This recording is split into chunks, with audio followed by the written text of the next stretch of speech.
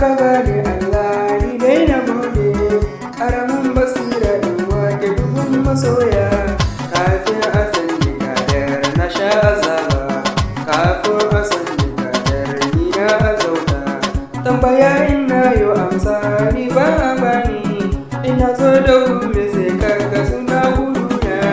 Kai ka zata da dauka ma an shigi na, in kun guje ni na dai ɗan ƙasar ku, in kun guje ni na dai ɗan jihar ku. Haƙuri da sa a raina ya zama jari, duka inda nan so sai ga ana jira na. Ba na kamata na kasa na da ya bide ni, in dai yake a ni na yo fitowa. Ban ce ku so ni ba amma dai kar ku ƙi ni, kadar maza ko suri na gode Allah.